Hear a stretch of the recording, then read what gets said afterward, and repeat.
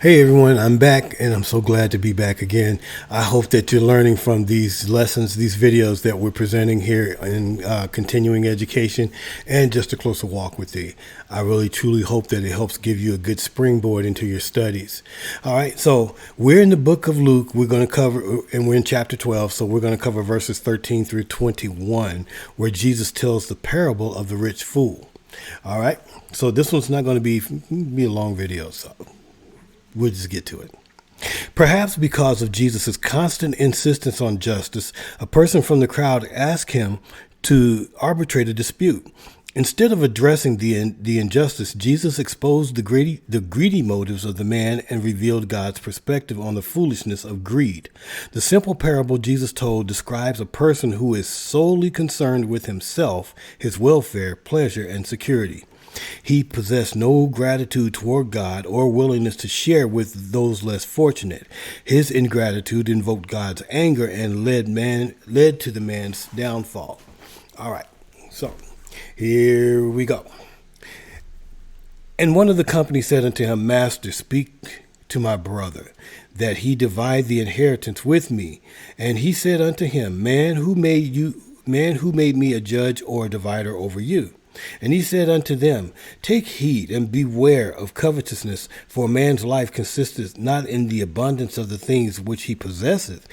And he spake a parable unto them, saying, The ground of a certain rich man brought forth plentifully. And he thought within himself, saying, What shall I do, because I have no room where to bestow my fruits?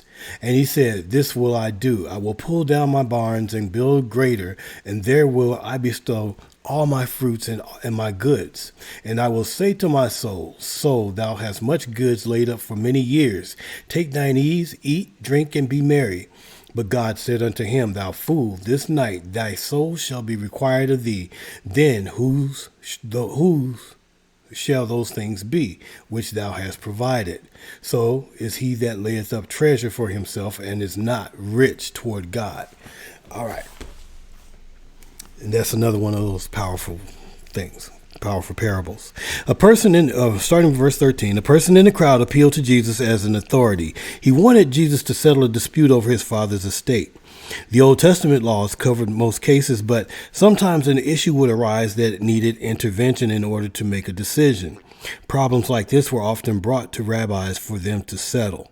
Verses 14 and 15, Jesus used the man's request as an opportunity to teach his listeners about the pitfalls of being greedy. Greed is the excessive and consuming desire to have more possessions or wealth.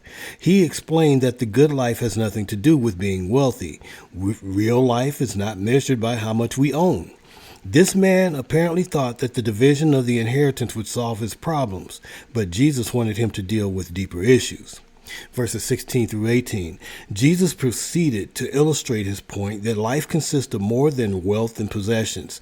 This story includes a rich man who had a productive year on his farm. He tore down his barns and built bigger ones so that he could store everything. While there was nothing wrong with the man's rejoicing in his crop or building to make storage, his basic flaw was in focusing completely on his wealth and on his enjoyment. In Greek, the story includes the word my 4 times and the word I 8 times. As this story reveals, the man's joy came from his things, but things do not last forever. Verses 19 and 20, the rich man was concerned for no one else, and he had no care for God. With no eternal perspective, the man's life was completely focused on the temporal. His goal to take it easy and eat, drink, and be merry reveals his desire for mere self-indulgence. He thought that his barn storing up mountains of wealth for the future, he had everything completely under control. The rich man had made a fatal flaw. He had forgotten to put God at the center of his life. Concerned for no one but himself, when the time came for him to stand before God, he was nothing more than a fool. Verse 21, the moral of the story, fools spend all their time storing up earthly wealth, but neglect to have a rich relationship with God.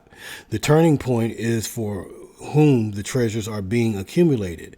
If for oneself, then the evils of wealth will be turned loose. Being rich toward God means using wealth as he provides it to fulfill his priorities. People who are rich in this way love God and are filled with a passion to obey and serve him and give to others. In this way, the treasures a person may gain in this life can be gladly handed back over to God for his use in furthering his kingdom. All right. And so that does it for the parable of the rich fool. And basically, we should not put that kind of importance on things that are of this world. They're temporal. I've had conversations with people and say, hey, you're so focused on different things. What does that matter when you die and you stand before God? Then it's one of my brothers, Minister Clayton, would say, there's no hearse. There's no U-Hauls following a hearse. Okay. So whatever you've worked hard for to accumulate, all this stuff you see me and God's blessed me with over the years, when I die, somebody else is going to take it over. Somebody else is going to fall in the hands of someone else. And whatever they decide to do with it, I have no control over that. I may leave a will and say, I hope that you continue to do these broadcasts, and I hope you to do this and do that. But they may say, look, I ain't thinking about the God he served. I'm going to do this. I'm going to make music and I'm going to get rich or whatever. I have no control over what happens afterwards, but I can't take it with me. I can't say, well, if you're not going to use those keyboards to make gospel music, then you can't have it. You can't do this and do that. What control do I have over that? Okay. And so this man, when he had this great harvest and he was like, so much I had to rebuild barns and all that was great. But then he was like, I say to myself, eat, drink, and be merry. I'm good now. All my work is provided this, and I. Yes. And the word was, thy food this night, thy soul is required of thee. So what? Guess what? All that grain that he left behind, all of the rich harvest, somebody else ate that. Somebody else partook of that. Not him. All right? So don't let that happen to you in your life. Understand what's important. Prioritize. And in that list of priorities, put God first. All right?